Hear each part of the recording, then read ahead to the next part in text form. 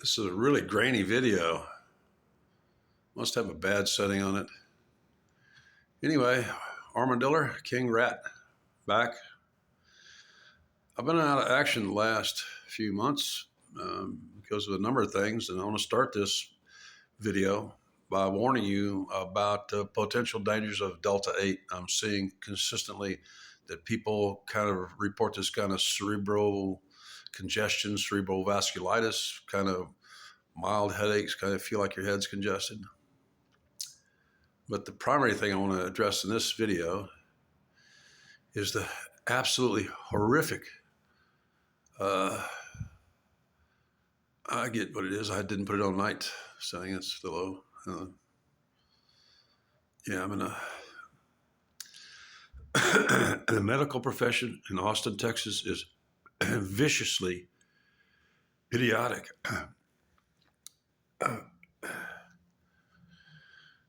I've learned firsthand about what they call account churning. I've been account churned a bunch of times, and I beat them on Friday because I had enough money saved in the bank to beat them.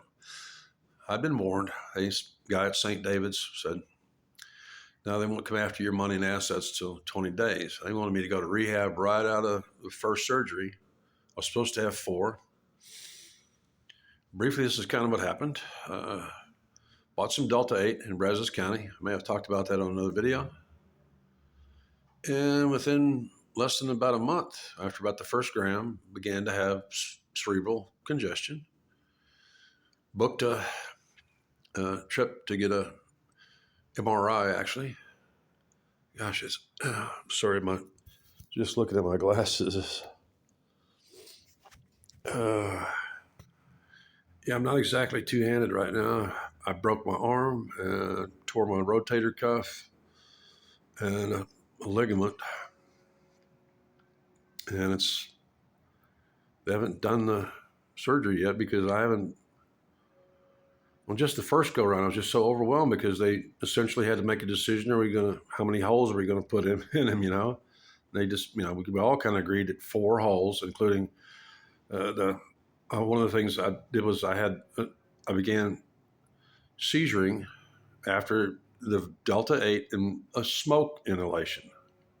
And I was also badly whiplashed by my handicap driver. My regular one, she was joyriding through the most beautiful parts of Burleson County. 150 miles, just beat me.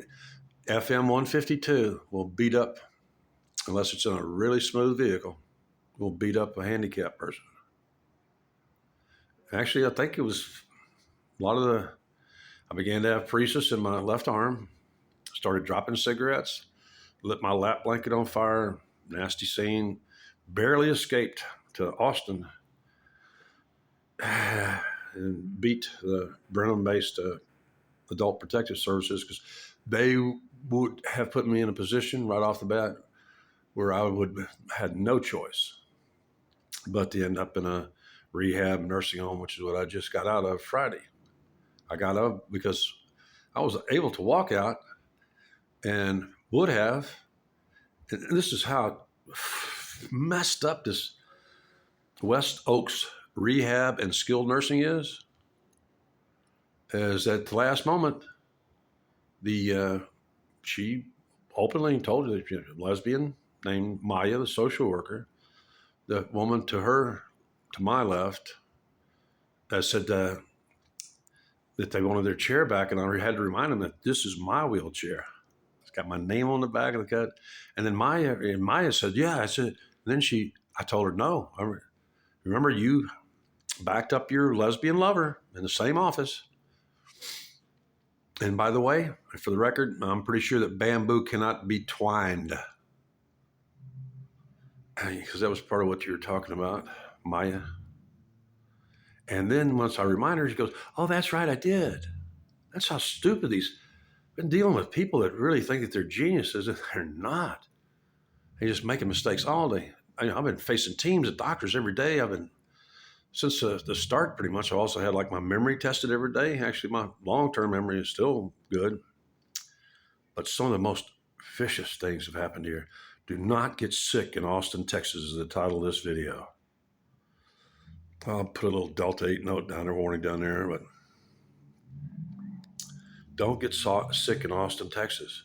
They're still so addicted to churning the accounts like they did during COVID. Churning an account is when you take somebody and kind of bounce them around from facility to facility, and they do every kind of test on the books, and they rarely accomplish anything. I'm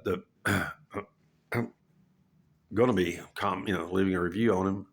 Dr. Justin H, I think it is, middle initial, Booth, botched, apparently committed fraud. I got multiple calls from KCI, some subcontractor, asked me if I was in possession of a portable rechargeable vacuum canister. No, I was not, which I thought was kind of weird, because when I was discharged, or after the final examination before the final wrap and stuff, because right after the surgery, there was vacuum on it, and actually they got some water into the bag in with the wound too, with that on that first vacuum canister. Probably ruined it. KCI was calling and telling me, "Are you in possession?" I think they actually recorded it. They didn't say I was under oath, but I swore that I didn't have it. But they told me that they were paying, or some party was paying $2,000 a week rent on that vacuum canister. That's never left St. David's Trauma Center. I had the presidential suite, room 777, biggest TV in that 400 square foot room. It's roughly about 4 or 5 times bigger than this hotel room. And doctors argued with me. One doctor came in there with a buddy doctor. One of the doctors was on my team, trauma team, because I was a pretty traumatized guy. I had burned foot, and actually burned ankle too, slight burn on it, which I never sealed over, never covered with a bandage, nothing. Did it my way. And by the way, I'm the one that saved this foot. Almost had my foot amputated. Justin Booth. He mostly is a liposuction guy. He's now like with some cosmetics, all I can find on him. So that failure to have a vacuum on there allowed too much fluid to collect, because I know after the initial surgery, you got to wait at least 3 to 4 days. I was out after about 3 more days, or after that wrapping. And when I unwrapped it, maybe I'll put up some pictures or something. Oh my God, it was super hydrated. 90% of the live cells, which he took way too much. He took a full thickness donor, barely left me any lives, left me with a huge scab, bleeding open wound on my thigh. Took me,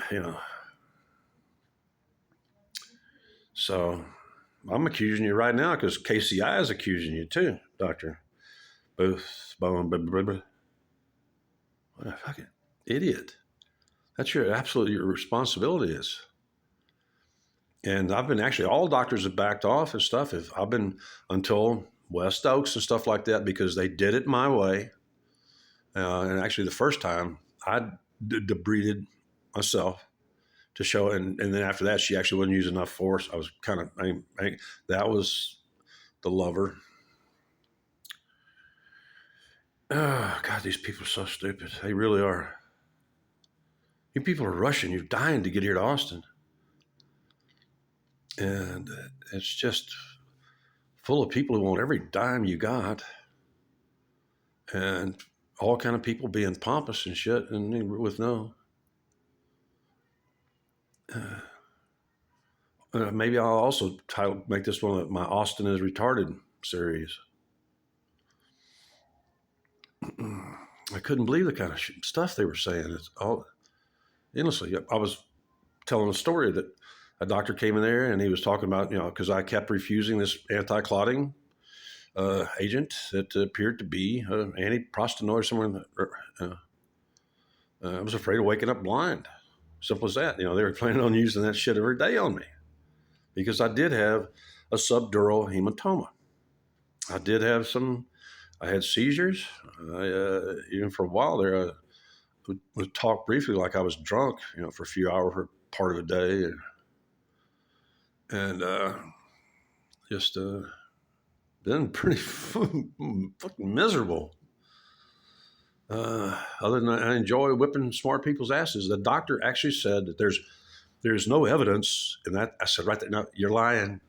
There is evidence, and I waited 14 years, doctor, for that first paper to be written, and it was a COX-2, not a COX-1, but a COX-2 that proved to be just like COX-1s. They oxidize arachidonyl ethanolamide.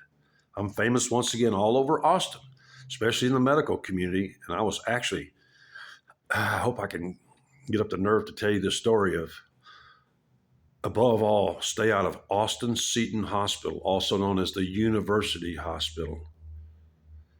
They experiment on people, especially the homeless. Anybody that they, I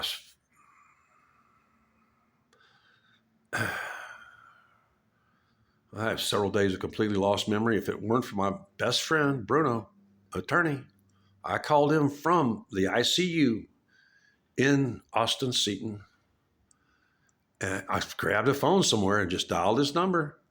And he *69 it back or whatever, and it was Austin Seton ICU.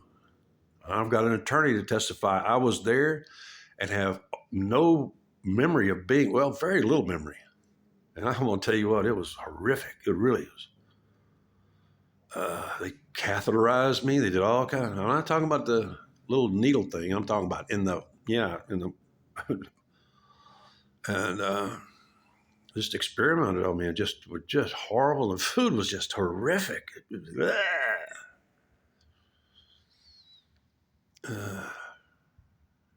I'm sorry, but I've just been like in a what is a death camp. I mean, I've watched them bring in a body bag when apparently it's no longer, they're allowed to not to bring in a coffin. In hospitals, I think the undertaker has to bring a coffin in. There may be a body bag in there somewhere, but the body bag bodies have to be transported in a coffin, even if it's styrofoam or whatever, but it has to be anyway, so that you can't tell it's a body.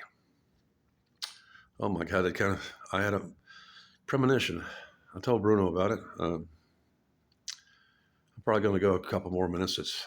But right there, a doctor knew I had him because I just gave him all the keywords to look it up. He acted like he had researched it thoroughly. Yes, didn't we? Yeah. There is no evidence. I'm sorry, there's a mountain of evidence out there. My God, almost all, number one, by 98, we had in every doctor's office a pamphlet stating the fact that over half of all hospitalizations and over half of all doctor office visits are to treat the diseases that were known by the late 80s, to be caused by non-steroidal anti-inflammatory drugs or also as antiprostanoids or COX-1 and COX-2 inhibitors. They're causing almost all disease in this country, including depression, because it destroys the first endocannabinoid defined, arachidonyl ethanolamide. I took a pretty good shot to the head when I hit that curb. You can't see nothing there. But I did have, I'm having some slight short-term memory problems, but my long-term memory and my memory still almost perfectly eidetic. I drew that picture. I only missed two of those because they were that was the objective of that test, was to distract you with the irregular shapes and irregular positions, not the little tiny circle and square in which quadrant. And that was, but I remembered all 25 words when she did the full test so I think I'm about done because uploading more than 15 minutes is brutal. Don't get sick in Austin, Texas. Austin is retarded.